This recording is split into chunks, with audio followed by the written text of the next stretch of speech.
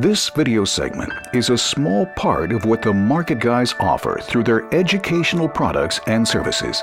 If you are interested in any of our trade alert services, or you would like more information about our one-on-one mentoring program, simply contact us at info@themarketguys.com. Well, good evening, everyone. This is AJ Monty with the Market Guys, and we are getting started in our open house Q&A session, which is our monthly open house that follows the expiration Friday on each and every month of the option calendar. Now, if you're not an option trader, let me explain to you how this works, because it might be a little confusing. The options expire actually on the third Saturday of each month, and the third Friday of each month is the last day you can trade those options. So we have our open house on the Monday that follows expiration Friday. Now, it would probably be easier for me to say we have the open house on the third Monday of each month, but we don't know that the third Monday of each month is going to follow the third Friday of every month, because sometimes the end of the month is on a Friday, and the first Monday is that Monday that follows. So we keep it to the option calendar. So the next open house is going to be on the Monday that follows August expiration, which is the third Friday in August. So mark that in your calendar. The easier way to keep track is to go to the Market Guys website, and right there we have a new design. Some of you may have noticed that, but what we can do is we have the registration button right there, and as soon as I get done with this session, I'm going to talk to my partner Bill, and we're going to post the August one so that you can register as quickly as possible. Obviously, this is a free event, so if you register, as soon as we post the link, it will send you a reminder. And if you can't make that, then we record this and we'll post this to our member page. For those of you who are members, the recording will go on the member page, and then you can take notes from there. So now that I've discussed the housekeeping points, let's get started. You know, interesting market.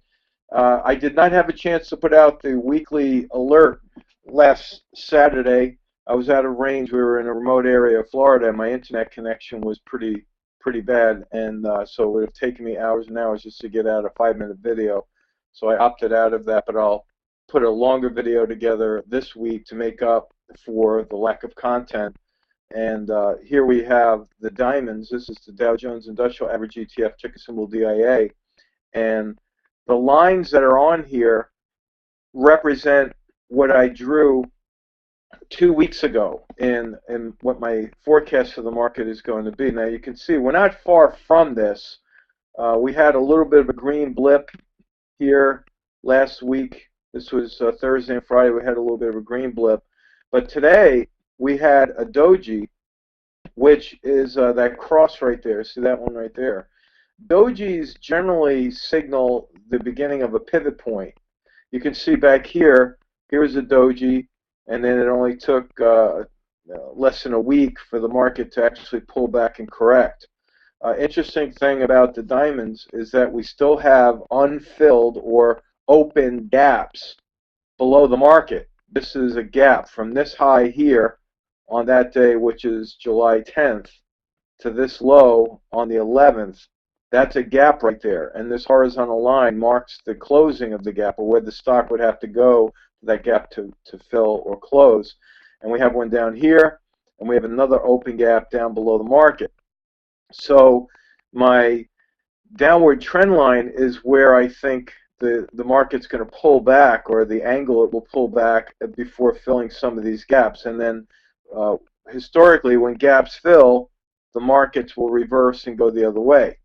Now, before we get started, I had the Qs up. I'll put that up, and then I'll look at some of the other markets. Interestingly enough, on Friday, the Qs gapped down. So there's a good possibility that this gap will fill. We could even see an up move in the Qs tomorrow, or maybe even on Wednesday. But I think once that gap fills, it'll then reverse and go lower from there, and I'll put up a line so you can see what that might look like. So I think short term you're going to see it fill that gap, and then I think you could see this happen in that area before we see a bounce on the Qs. Now, the really interesting thing about the markets, and I'm not just talking about the power shares, the Qs here, the Nasdaq or the Dow. I'm talking about the broad-based indices. There is a lot of volatility in price action, and the volatility index, which I'll get to in a moment, is still on a low, which it tells us that when the volatility is low, it tells us that people are starting to get complacent. They're relaxing with the long positions, and when you have people relaxing, investors relaxing, they're not buying, they're not selling, they're just kind of holding positions, and the volatility drops when people are just holding, and that generally signals a forming of a market top. So as the volatility starts to increase, you'll see the Qs start to come down. You'll see the diamonds, like I just mentioned, they'll start to come down. The Russell 2000, I'll look at that. It's more broad-based index there. This one has been reaching for the skies here, but look at this streak of long, green candles here. In this is almost 3 weeks. We only had one red candle, and I thought that would be the pivot point, but we continued to go up, and this angle is unsustainable. If you notice that these extreme angles, when you have upward legs, they are very unsustainable, and this angle of price action is the steeper it goes, the harder it will fall, and this Russell 2000, if it just pulls back to the moving average right here, you're talking about a significant pullback in the market, and this moving average, this blue line, could very well be the pullback point for the Russell 2000 before we hit a roll reversal right there. Now, let me slow down a little bit for the people who are just joining us for the first time, because each and every month we have new followers, and they may not be used to the market guy language. If you have never heard of the roll reversal point, then I would encourage you to go to the Market Guys website, click on videos, and we have what we call market shots. A market shot is a very short 3 to 4 minute video. Rarely do I even go 5 minutes on these. It's like a daily financial vitamin of the day, and each video has a different topic. And the roll reversal is right here. It's the second one down on the left under the 1% rule. So this is a very, very important concept in technical analysis that everyone should learn, whether you're an investor or a trader. The roll reversal will dramatically increase the probability of making money. And the concept behind this is pretty simple. Back here on, what date is that? That's May 22nd. The Russell 2000 hit an area of resistance. Again, we had a long upward leg like we do now. It hit resistance. It pulled back from that resistance point, and it held as resistance for almost a month before we broke out. Now here on July 9th, we broke out of the ceiling, the resistance area. When resistance is broken, the horizontal line, then turns to support. That's why I dropped this line right to that point, because before I even drew that roll reversal line, my eye is looking at that resistance point or former resistance, and I'm thinking, okay, that is where we will most likely bounce from there before making an attempt to go higher. Now, if that newly established support level does not hold, then guess what? The market could drop even further and eventually finding a new support level. This would be another roll reversal support level. See how I did that? That's former resistance right here, broken, turns to support here, which will hold as a secondary support. So this is primary support right here at this roll reversal support. If that doesn't hold, then we got secondary, and then if you want to go back even further, we got a third level support down here. So that's what we're looking at technically. I may not leave all those lines up there on the Russell 2000, but I will leave the other ones up on the Qs and on the diamonds. Now, remember, I talked about the VIX. Let's look at the VIX. Now, I left these lines up as well because when the VIX drops, that is a significant event, especially if you look at the angle at which these trend lines are, these short-term trend lines. These are very steep angles, and the VIX has dropped. The last time the VIX was over 22 was back in June, right around June 24th, and we have dropped again. And to really appreciate what I'm talking about here, you really have to look at a weekly chart or even a monthly chart of the VIX. You can see that this is a 10-year monthly chart of the VIX, and we are very, very close to the support level. This is a 10-year support level for the VIX. Now, when the VIX hits that low, remember, this is a contrarian indicator. When the VIX is on a low, it signals that the market, particularly the S&P, is on a high. So there's the VIX, it's on a low. We are most likely going to bounce off of this 10-year support level. And even if we drop a little bit lower, the VIX cannot go to zero. You can't have zero volatility. And so we have an area of major support forming right here on the VIX. And if you look at the S&P, I'll put that in there. This is what I'm looking at on a monthly chart of the S&P. Now, I will get to the stocks in a minute here, but this is really important that I look at this with you because a lot of people are forgetting the fact that we are in the process of forming a double top, which could ultimately form a head and shoulders pattern. Again, if you're not familiar with head and shoulders, go to educational videos. Here's a head and shoulders top right here. You look at this diagram, left shoulder, head, right shoulder. That's what it looks like. These are very, very reliable topping patterns. This, outside of the role reversal, is, I would say, the third most important video you can look at with regard to trend reversals. 1% rule is what you have to memorize to manage risk. Role reversal is what you look at for short-term support.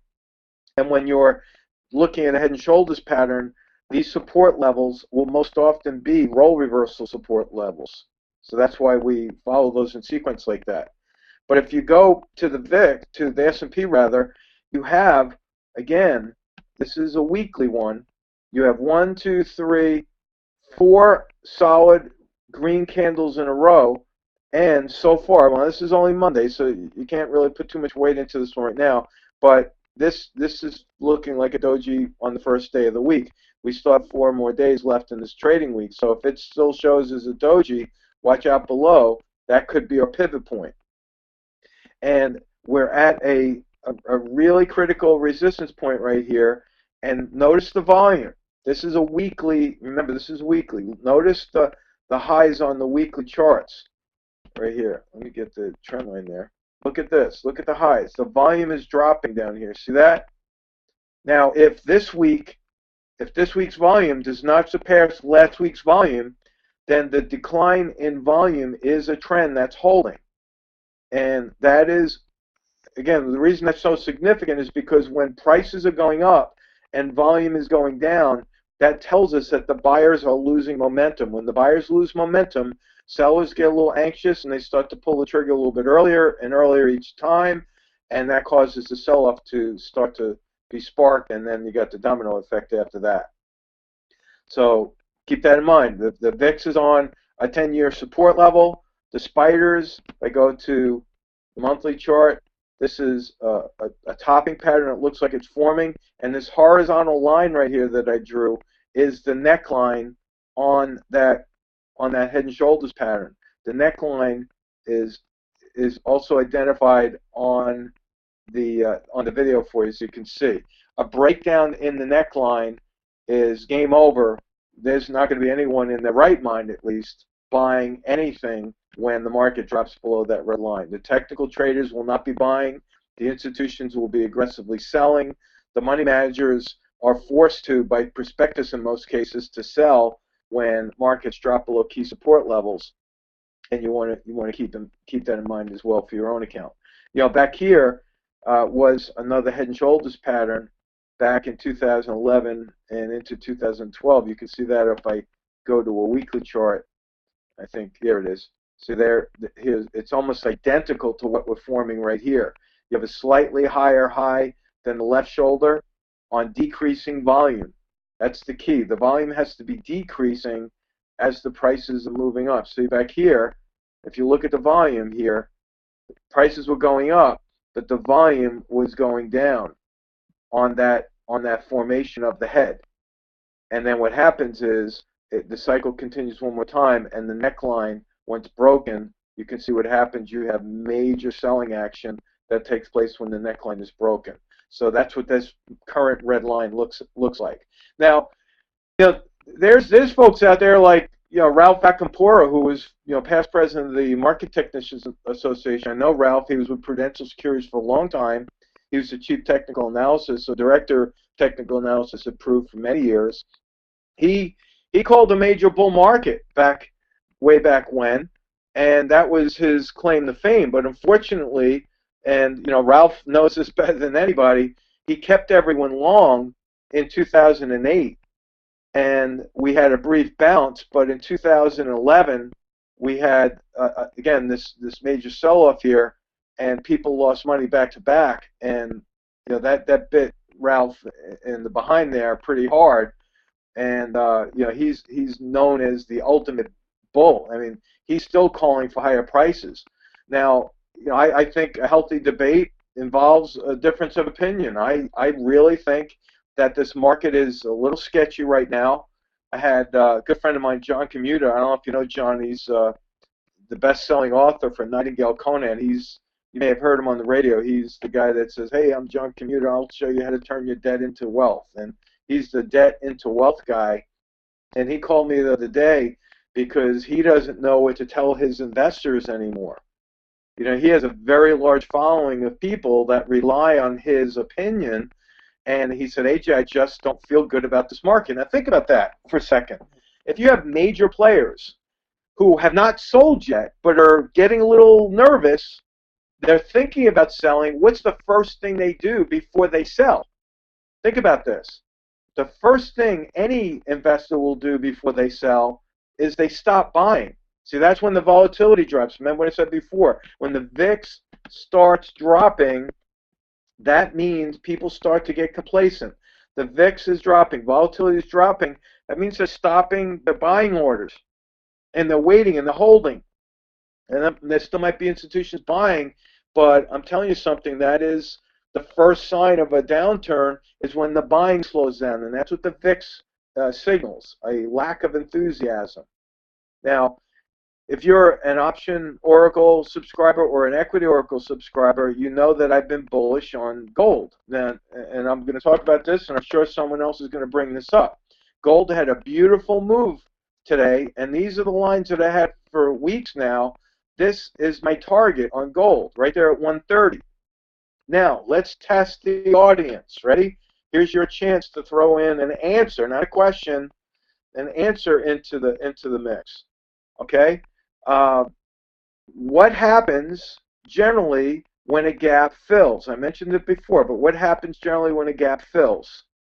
80% of the time, a stock will do this after the gap fills. Who wants to? Okay, Paul said reverses. Exactly. Brian says support. Goes down again. Tom Frazier, you're all very close, but Tom, I think, was the closest.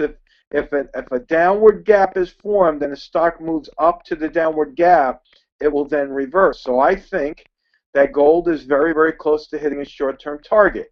Then what could happen? Well, it gapped up today. So now we have a new place for support. So what I think could happen is this, and I'm going to draw the line right there. I think gold will go up, fill the gap, come right back here, and give you a whole new buying opportunity before it does that. That's what I think gold is going to do. Now, why did I extend this line here? Not just because I'm bullish on gold, everyone knows that, but why did I extend it over this resistance line right here? Can anyone tell me that? Let's see. Lori answered the first question. Can anyone tell me why I extended the line up? Okay, I'll give you a hint. Look at the blue line. What does that blue line represent? That's the 20-period moving average. The moving average for gold is starting to turn up. So what I think is going to happen, gold is not going to go straight up. It'll oscillate. It's reversing its trend. That's what that moving average is telling us. So every time you see gold bouncing off of a support level, that's going to be another opportunity for you to start to take a new position or add to your existing position. Now, remember, you're not going to sell everything you own and buy gold. You do this in moderation. You add to the position on the way up, and I know that's hard for a lot of people to do because they're so busy buying on the way down. You add to your positions in signs of strength. So every time it fills a gap and bounces off support or breaks through resistance, those are areas where you could be adding to your position. Now, I'm also bullish on silver. Now, again, for those of you who are new, I do hold a position in silver. I have a very large position in silver. And what's happening is the same thing. Silver gapped up. This is my target for silver. My short-term target is right around 20.5. So, there's still room there for people to take a position. You still have another 5%, I think, on the upside before silver's going to hit any resistance. And then once this gap fills, I think that moving average is going to hold it. It'll probably do something like this, and then come back down like that, and then do this, and eventually this, and eventually this, and eventually this. Why do I have it up here? Because look, you have gaps all the way up the market. If I back this up a little bit, you'll see there's gaps that haven't been filled all the way back here, and even as high as here. These are unfilled gaps all the way up there around 32 for silver.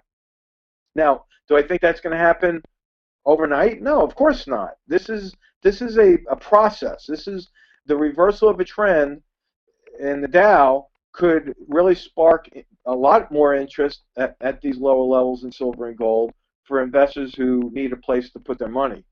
Okay, so keep all these ideas in mind as you continue to use charts as your tool to manage the risk and to look at the trends, and you'll be better off. Now, let's see. Glenn submitted a question. Does the fact that the Feds are pumping money into the economy affect the market guys' trading strategy? Well, Glenn, that's what's been causing this major bull market. This is all Fed fueled. There's no question about it. And am I going to say it's going to end tomorrow? No. But there's a lot of things happening. There was a news report that came out not too long ago that Fed Chairman Bernanke was going to leave his post next month. There's lots of candidates out there who's going to leave his position, but there's also speculation that he doesn't want to be the one to start hiking interest rates and ruin his stellar record. He's got a great record. He'll go into major consulting for governments around the world and make millions of dollars in the process.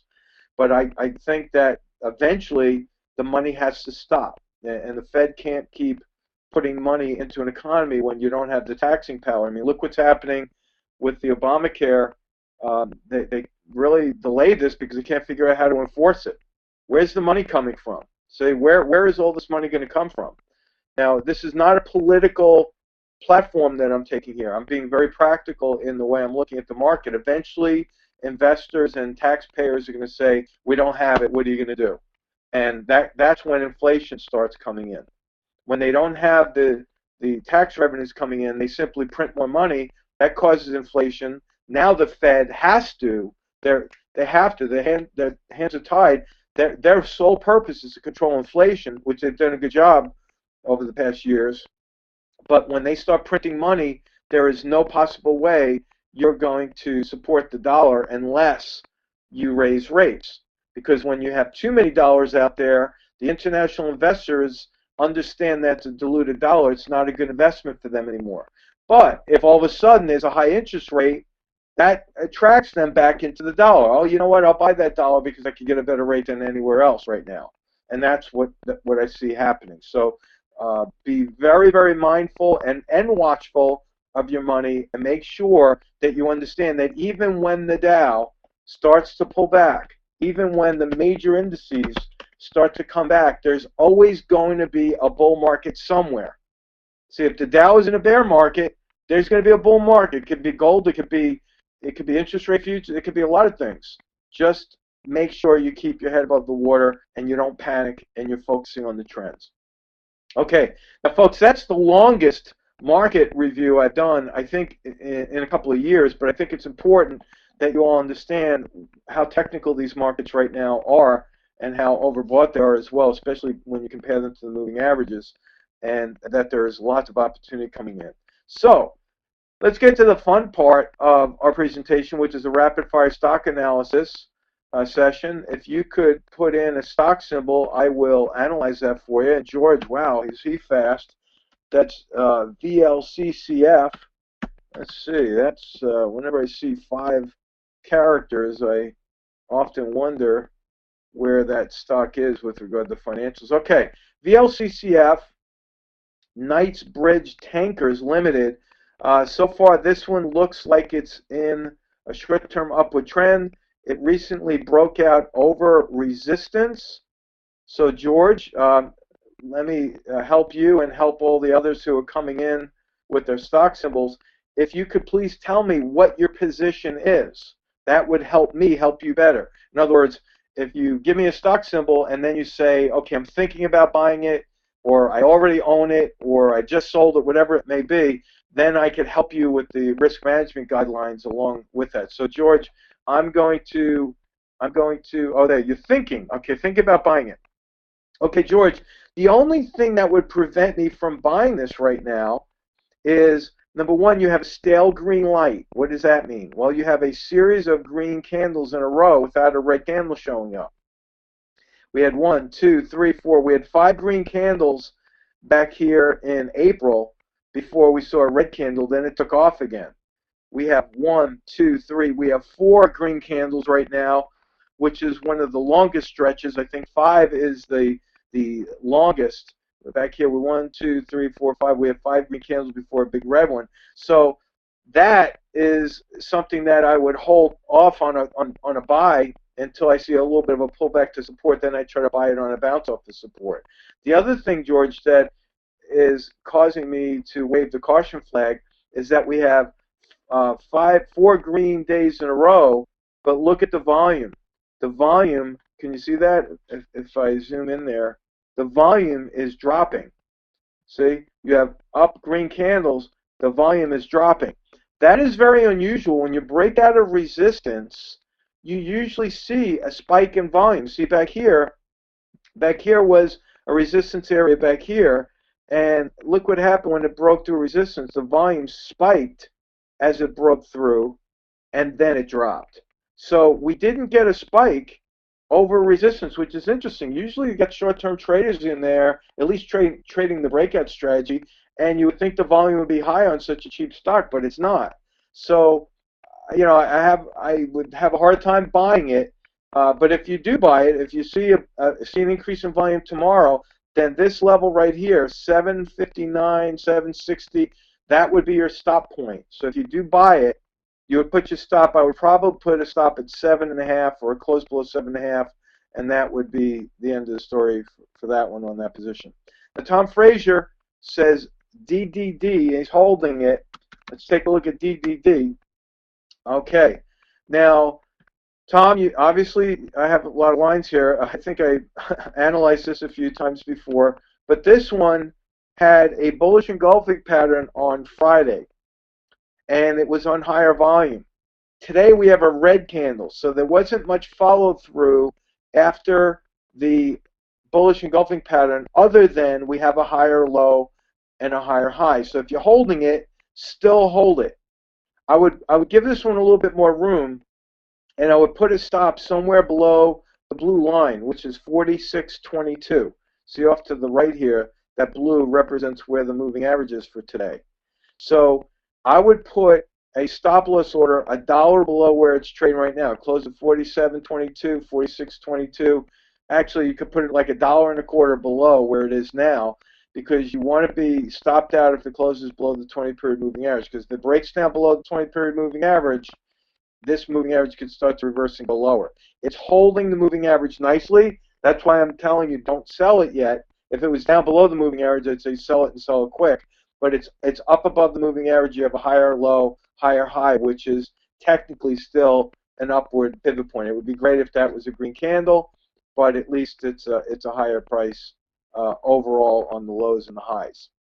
Okay, that's for Tom.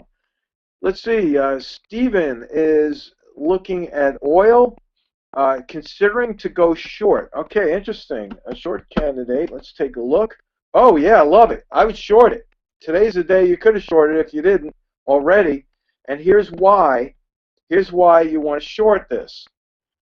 This is very close to a hanging man. That's bearish sign. That's from Friday.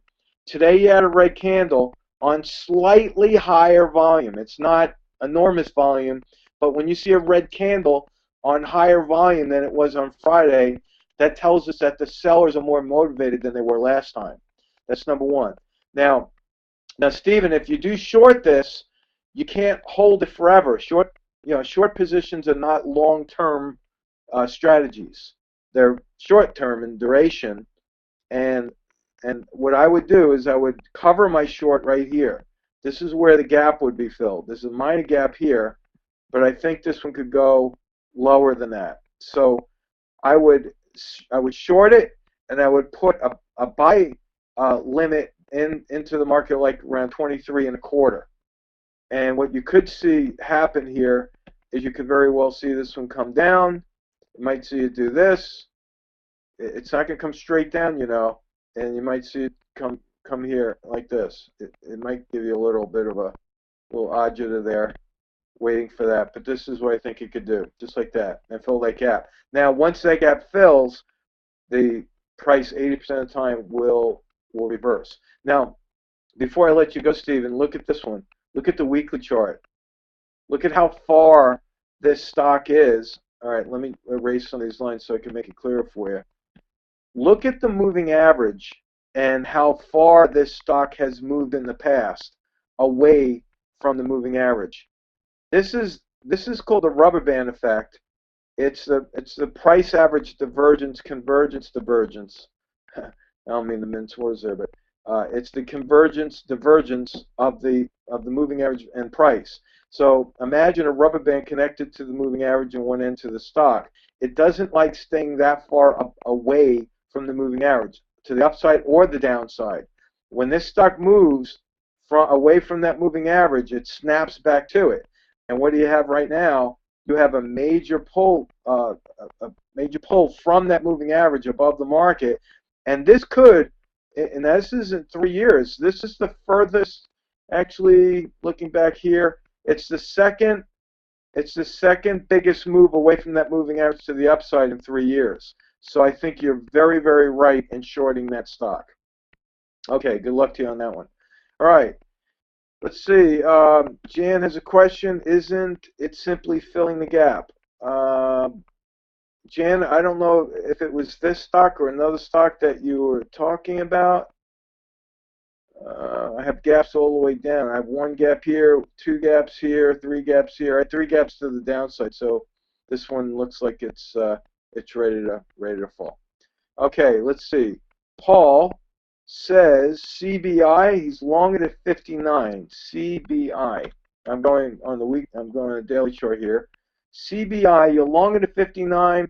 Paul, I would take a profit on that one because, well, you're up $3.75 already. Not a bad profit. But here's the main reason I would sell it. You see this candle right here? This is like an inverted hammer. Whenever you see candle patterns that have long shadows, let me try to draw one for you. And whenever you have candles that have long shadows above the candle, imagine that's the body. When you have a long shadow, that's that vertical line that goes above or below. This tells us, it doesn't matter what color that candle is. I'm not going to color that in, but it doesn't matter. It's the length of the shadow above the candle that tells us the buyers tried hard to push it up that day. Today they tried really hard to push it up. But by the end of the day, the sellers came in and pounced on them. See, look at this candle right here, and look at that candle, and look at that candle, and look at that candle. They're all very similar. You notice? See the long shadows? That tells us that the buyers tried hard to rally it, but the sellers had too much power. And look what happened each and every time that long shadow on the top showed up. Markets dropped over and over again. Now, on the flip side, when you have a long shadow under the candle, that means the sellers tried hard to push it down. So the sellers got it down to the low, but by the end of the day, the buyers rallied it back, and the buyers actually won that battle. And that's why shadows are extremely important. So that's why I would tell you sell it and watch it. Now remember, we're recording this one. So for those of you who are watching this recording, you have the luxury of time. You could look at today, the 22nd, mark your chart on the day I was talking about this, and then see what happened after that. And you'll see that the majority of the time, prices drop when you see those big shadows on top. Now, there are people that I know and have even taught in my mentoring program how to trade just the shadows. They sit there and they wait for long shadows to show up. When the long shadows show up on the downside, they buy it the next day. And when the long shadows show up on the upside, they'll short it or they'll get out of their long positions. Okay, so hopefully that'll help you there, Paul. Now, look at the weekly chart on this one, and you're going to see a slightly different story. What's happening? You have a head and shoulders pattern forming. You see that? Let me get rid of some of these lines so I can show you that. What's the head and shoulders? Well, here is the left shoulder. There we go. Here is the head. There we go. What do we have here? The right shoulder. Now, if you're not familiar with head and shoulders pattern, the right shoulder is usually lower than the head. Okay? So this looks like a head and shoulders pattern forming, and another reason for Paul to sell out. Okay? The other thing is on the weekly chart. Okay? 1, 2, 3, 4. You have 4 green candles in a row, and today it looks like it's the first, and again, it's only Monday, but it looks like it's the first red candle. Let's see if it's showing up right. It's slightly red. It's the first red one showing up in this chain, so it could push that down. All right? So last time we had 1, 2, 3, 4. We had 5 green candles before it pushed down. Okay, come on, folks. Let's get some stocks in there, and we'll continue this, and we'll keep you in the know. Let's see who else is going to submit a stock symbol. Remember, if you put a stock symbol in there, make sure you let me know if you're taking a long position, or if you own it, or if you're thinking about doing something with it. Okay, okay, I don't see any stock symbols. That's unusual. That's the first time that's happened. Okay, there we go. Tom, GNW is in now. GNW. Let's take a look at that. We're on a weekly chart. GNW. Okay. Now, my first gut instinct is, and that's the weekly chart, my first gut instinct is to say sell it. But let's analyze this further. Because the reason I'm saying that is because I see the long stretch. I see the move away from the moving average. Look at how far. I think in 3 years, this is the furthest above the moving average it's gotten. Here is the second furthest it's gotten. And here was pretty intense as well. But look at the volume. See the volume dropping on the way up? So we have the volume dropping as the candles are green. We have a move away from that moving average. And then can anyone see that resistance right there? Boom. Look at that. Look where we are.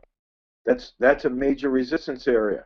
So, Tom, I don't know what price you paid for it, but chances are you bought it lower, because unless you've had this since 2011, you're in a profitable trade here. So what I would say is get out, take your trade, take your profits, and move on. Because, if the Dow shifts and starts to go lower from here, then that could wind up eating your profits. Notice another thing down here. You see this volume, how the volume's dropped over time? Market's going up, volume's dropping, and you're literally pennies away from that resistance right there. Okay. Jim Palmer, UCU. I don't know if you have a position in that. Let's see, UCU. Let's take a look at that one. UCU. Okay. Is that the right symbol? Waiting for data. Okay, Jim, is that do I have the right symbol? UCU? Let's see. I got diamonds. Okay, UCU. Okay, for some reason, Jim, UCU is not coming up.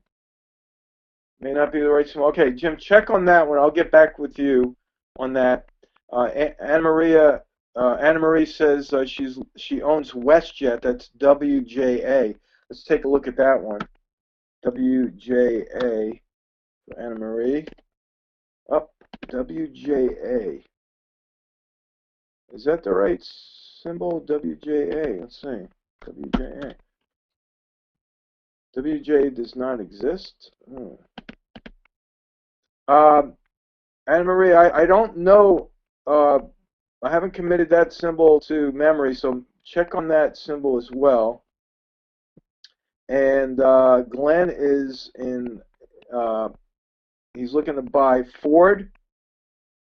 I think he's short 300 shares. Let's see, Ford. Glenn, are you short Ford?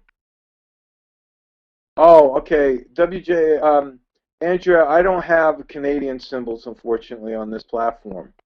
That's why. So sorry about that one. Okay, so Glenn, let's see. Okay, you're not shorted. All right, well, I would be shorting Ford at this particular point because remember, this is a weekly chart, and last week we had a bearish engulfing pattern. Let me get rid of some of these lines so you could see. Bearish engulfing pattern. Again, for those of you who are new to the market, guys, go to the video page, right there, video link on the market, guys, and look at, where are they? Right there. Engulfing patterns. That's what I'm discussing right now. A bearish engulfing pattern, and you can see that this is very, very clear bearish engulfing pattern on the weekly chart. Now, last week, the volume was slightly higher than the week before, which tells us that the sellers are more motivated last week than they were the week before. So now let's go to the daily chart. You can see that Ford, it looked like it may have come real close to filling that gap, probably a penny away or two from filling that gap. Once that gap is filled, even tomorrow, if we uptick, fill the gap, once that gap is filled, there's a good chance that Ford's going to drop after the gap fills, because that's what happens 80% of the time. So keep that one on your short list, anyone who's looking for a short, especially if it drops down below this moving average, because that's a role reversal support level for Ford. See, resistance broken, turns to support here. A drop below 1609 is extremely bearish for Ford. Okay, let's see who else is in there. Intel, no position yet. Brian Schwartz, thank you. INTC, let's look at Intel. INTC. All right, interestingly enough, you're not at a buy yet, Brian, but you're very, very close to a buy signal on Intel. Let's go through the steps as I would with any stock I'm looking at. You have to check or survey the chart. We obviously see the stock is dropping. Now, as soon as you look at the price and what it's doing, look at the volume to see how that's reacting with price. Well, for the past 3 days, sellers, 4 days actually, for the past 4 days, the sellers have been controlling the stock. But the volume is dropping now, which tells us what about the motivation level of the sellers? Well, if the volume is dropping while the stock is going down, it means the sellers are becoming less motivated. That's bullish. Okay, got that? Number two, you're at a support level here. This low is going to act as a support level. If you go back even further, you might even say, here's a role reversal. Here's former resistance broken. So between, what price is that? Between 22.15 and 22.63, right in that window, roughly about 50-cent window, this whole area right here becomes a buy opportunity for Intel. Now, does that mean as soon as it gets in that area you buy it? No, of course not. Let's look. We surveyed the price. We looked at the volume. We looked at support. Here's what you would do. I'm going to draw a line. There we go. Support. If the stock drops in this area, if the candles are red, red, red, you don't buy it. But if all of a sudden you see a bullish engulfing pattern, well, that would be a really great opportunity to buy it. If you see a hammer pattern like we did right here, that would be a great opportunity to buy it. If you see a doji, well, that could be an opportunity to buy it. I tend to buy on dojis. A lot of people wait for the day after to see if it's a green follow through and then buy it. That's good. But once you buy it on that buy signal, you then have a line whereby you can draw your risk point at. So if you buy it, let's say you buy it, let's say tomorrow is a bullish engulfing pattern and it goes to 23.20, then you buy it. You're going to be putting your stop somewhere below the support level. It might be right below the line right there. So that's what you do. All right, Brian, don't buy it yet. It's red. But once you do buy it, where's the exit point? Well, here's a gap target, and then there's another gap target here. Obviously, this gap is going to fill first.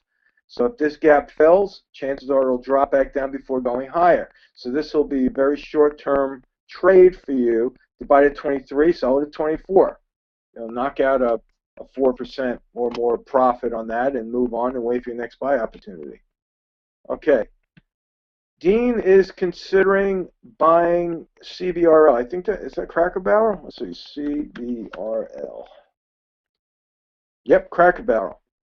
Wow, look at that. This is, we'll talk about Intel.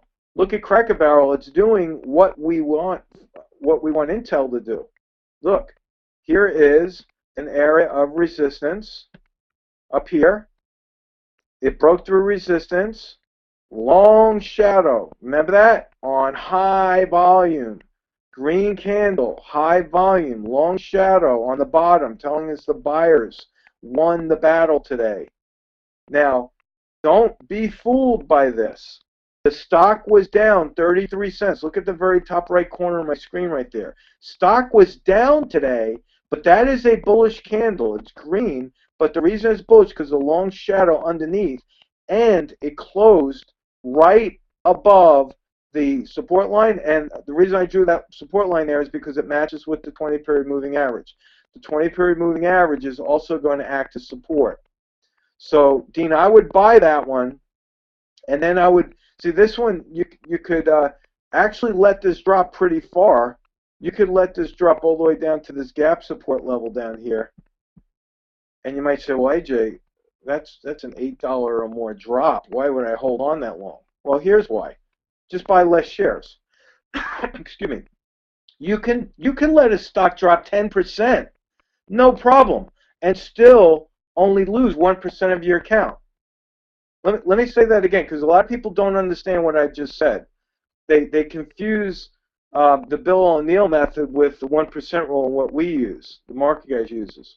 The 1% rule, please go back and look at this. The 1% rule has nothing to do with the price of the stock. Nothing. It has everything to do with 1% of your total account value. So think about this. If your account value is, let's say it's $50,000. What's 1% of $50,000? $500. You could buy 10 shares of a stock and let that stock drop $50 a share, and you're still only going to lose $500. You see? So it depends on how many shares you buy. So I would let this stock breathe a little bit.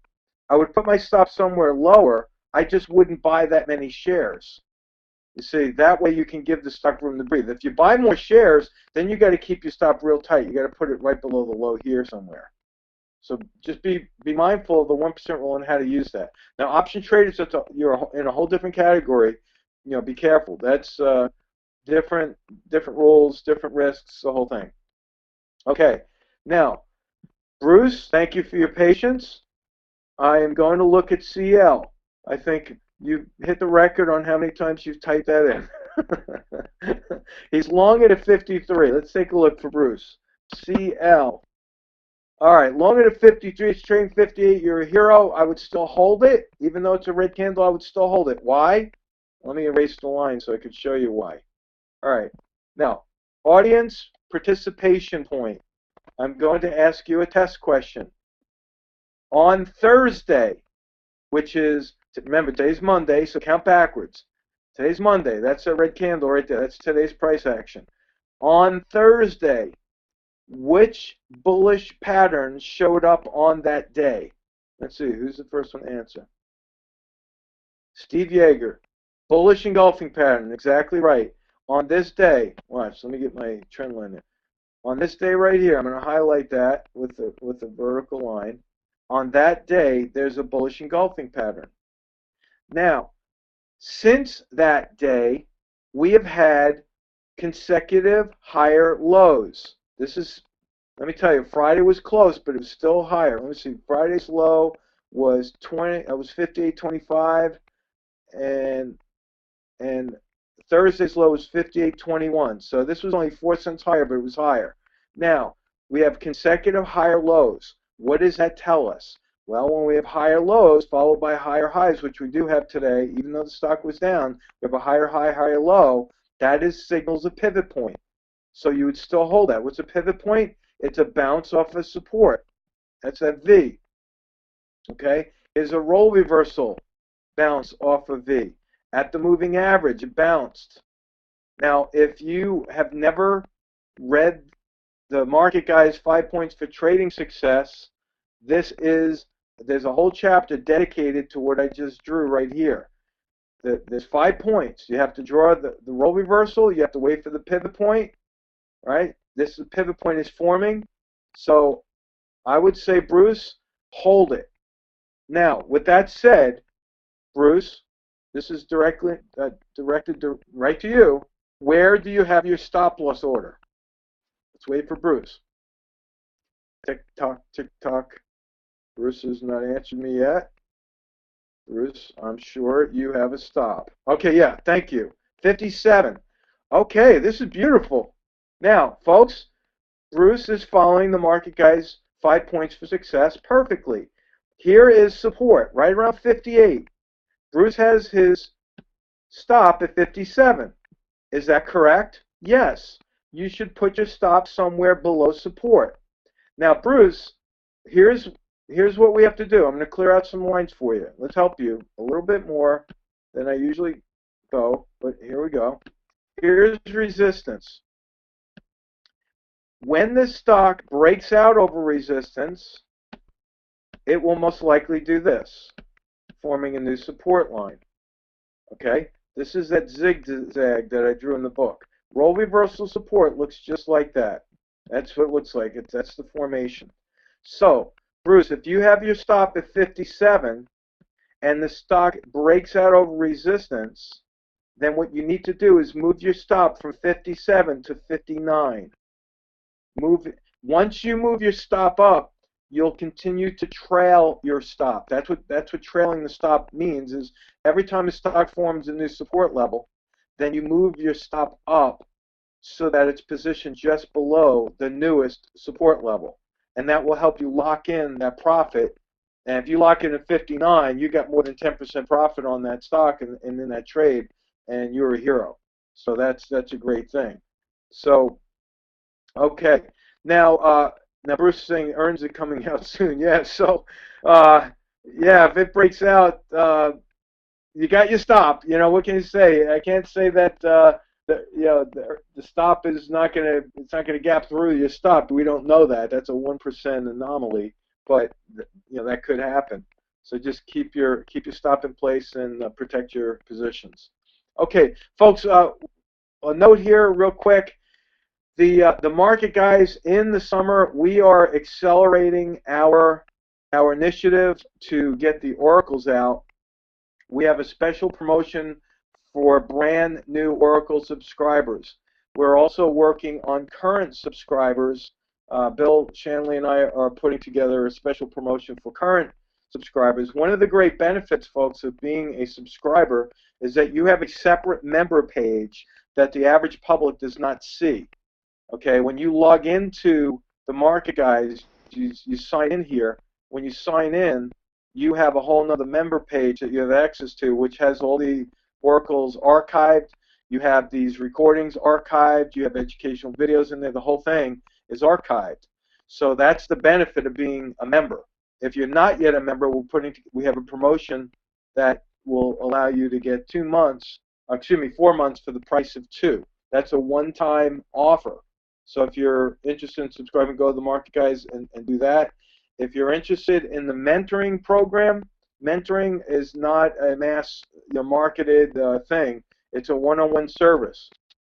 If you want one-on-one consulting from me, the prerequisite is you have to have at least $50,000 in your own account to trade. If you don't have $50,000, then unfortunately you don't qualify for that. But if you are interested in the mentoring program, all you have to do, no one's going to see this, by the way, just put your phone number in the answer box. No one's going to see that, only me. And then I will call you sometime this week. If we have anybody interested in that, I have a couple of spots that are open, and that'll last till the end of the summer. There's lots of opportunity in the summertime. Don't think that things get quiet and you can't do anything. You can prepare for a bear market and make some big money on the way down. In fact, you make money faster on the way down than you do on the way up. So if you're interested in that, just put your phone number in there, and then I will give you a call. And that wraps up our web seminar for today. I really want to thank you for joining us. This is a lot of fun. I hope you had fun as well. And we'll talk to you soon. Have a good one. Bye-bye. This video segment is a small part of what the Market Guys offer through their educational products and services. If you are interested in any of our Trade Alert services, or you would like more information about our one-on-one mentoring program, simply contact us at info@themarketguys.com.